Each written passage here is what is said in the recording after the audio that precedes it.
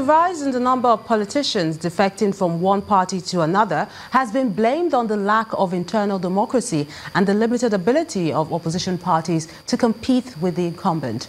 To remedy this situation, the Speaker of the House of Representatives, Honorable Yakubu Dogara, has restated the need for political parties to build enduring structures and policies that address the concerns of the people.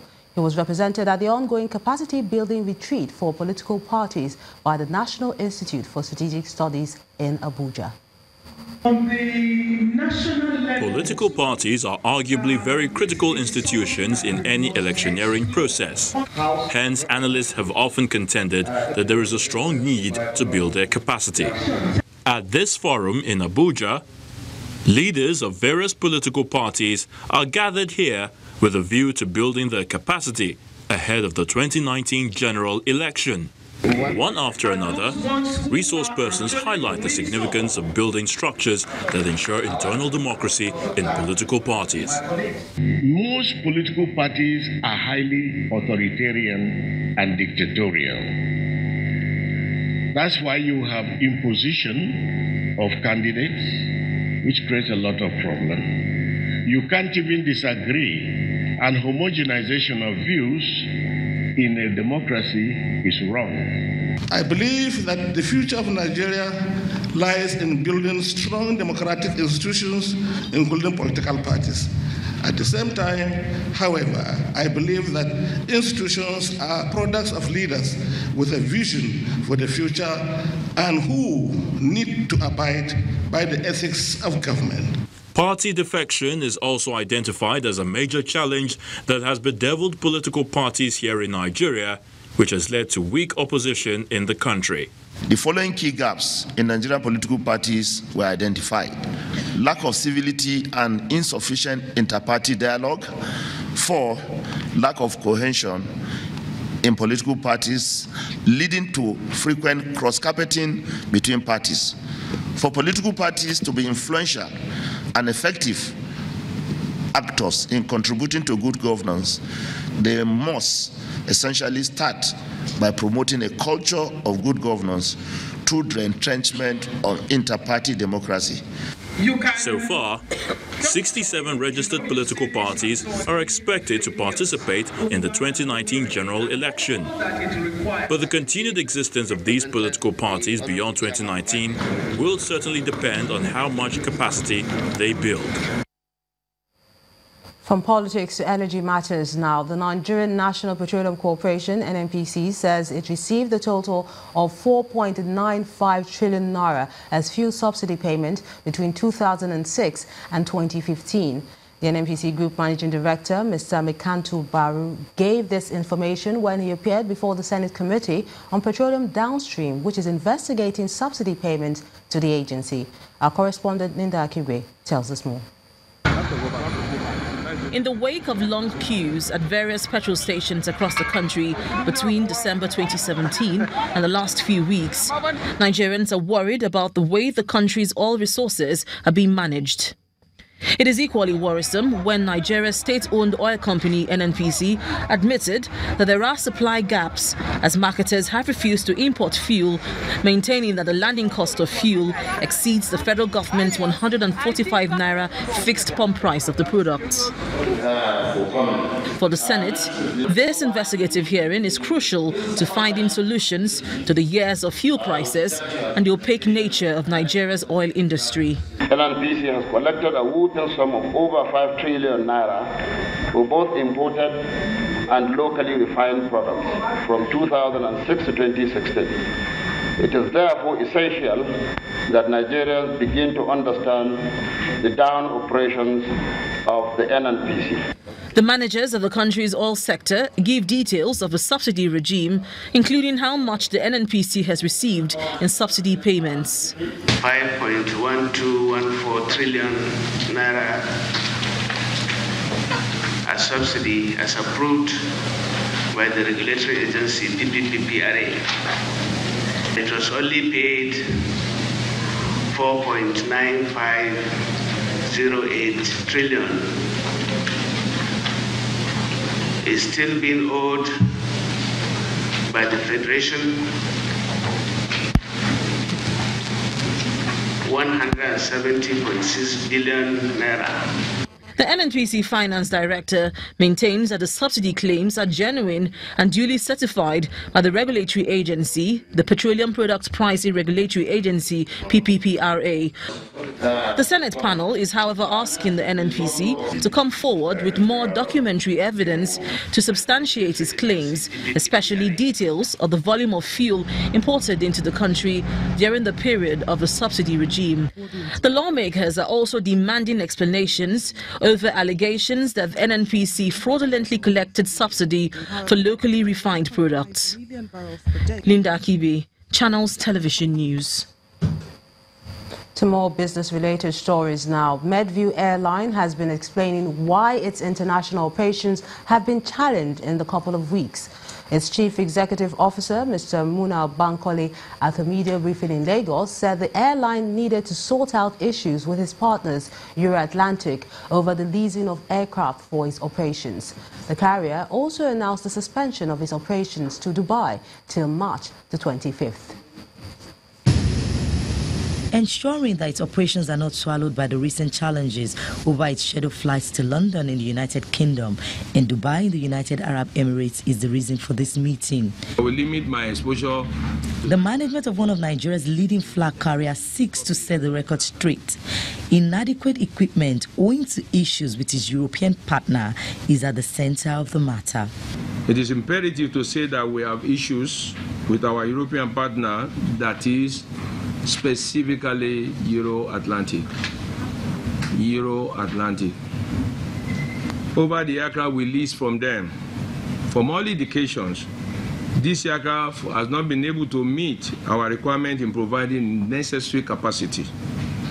So this has brought about the UKCA to invite them to UK Civil Aviation and give us an opportunity for them to readdress their problem.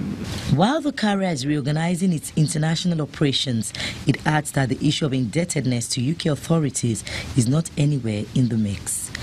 So the service provider in Europe, let me use specific, they will not want to work with any airline from this part of the world without getting their money up front. Wednesdays, Fridays, and Sundays. That is for London. So for follow-up to our Dubai operation, we are already currently working with the same airplane which has not been able to service our interests. So we've decided for the remaining winter schedule, which is covered up to 24th of March, to suspend the Dubai operation till 24th of March. Medview Airline is also promising that all passengers booked on the carrier will be flown to their destinations via interline arrangements. The central bank has continued to make some interventions in the interbank market and has that and other stories on Business News.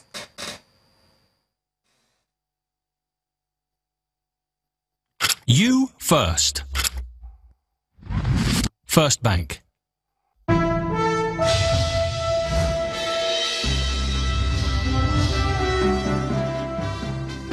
Thanks a lot, Melinda. And yes, the central bank has continued its intervention at the Interbank Foreign Exchange Markets Day with injection of $210 million. $100 million went to the wholesale market, $55 million went to the small and medium enterprises forex window, while $55 million for Nigerians requiring forex for business, personal travel, school fees, medical bills, and other invisibles.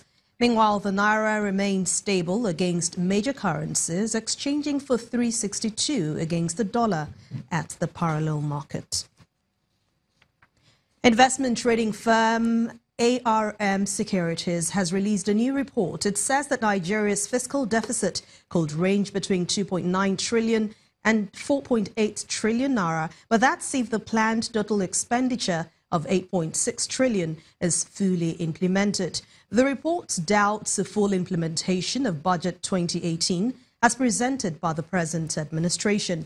Analysts at ARM Securities forecast an 85% budget implementation as the administration has the last chance to meet the expectations of the electorates before the 2019 elections. But under its base scenario, the firm forecasts an expenditure of 7.3 trillion naira and a fiscal deficit of 2.9 trillion naira, and that's about 45% increase over the budget deficit of 2.0 trillion naira.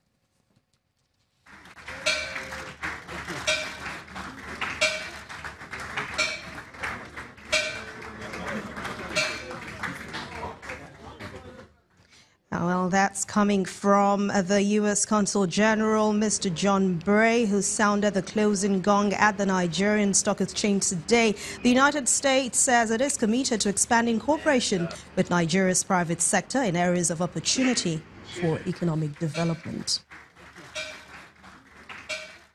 The growth of this exchange means more private capital is available in the Nigerian market for business expansion and new startups.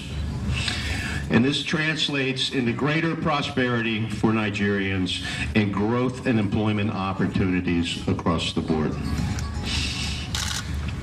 I'm here to express the U.S. government's deep commitment to both Nigeria's private sector and economic growth.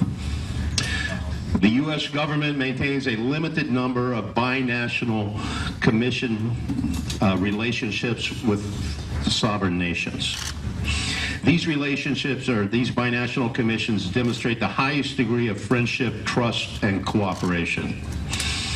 Nigeria is one of those nations. The United States, both the government and the private sector, is committed to supporting Nigeria as it continues to find new avenues of economic growth and development. The more the Nigerian economy grows, the better it is for Nigeria and the better it is for the United States. The private sectors in Nigeria will definitely be looking forward to that cooperation. Demands for stocks across most sectors of the NSE have lifted the equities capitalization today by 191 billion naira as the market enters the last 72 hours of trading for the month of January. Let's join Chimeze Obiwago for the details.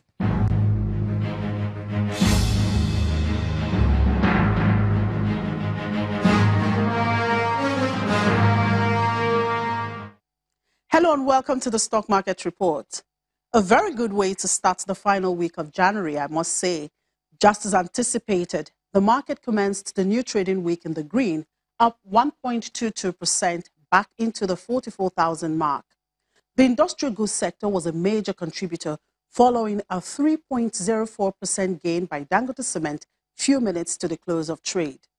The banks also did well on the back of full turnaround by the Tier 2 banks. However, traders say this may not hold for long, as nothing lasts forever anyway. But they say the big banks are likely to start coming up from Tuesday because they have been resilient at their current prices. There was a lot of bargain hunting on FCMB with over 169 million shares churned out. In the meantime, some stocks are already being affected by the NSE's amended par value, as they are already coming below 50 kobo per share. For instance, Lasako Assurance. For traders, this positive sentiment will continue for at least the better part of the week. And that was the Stock Market Report. I'm Chimeze Obiwago. And as for most of the world leading markets, they have ended today's trading session with investors monitoring fresh economic data and corporate earnings. Let's take a look at the figures for today.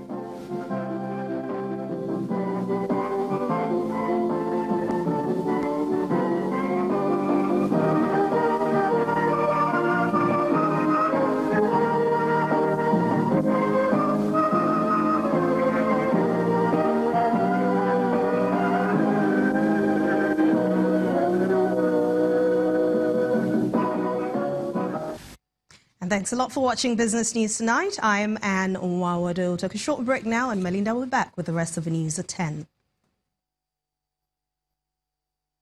You first. First Bank. Many thanks, Anne.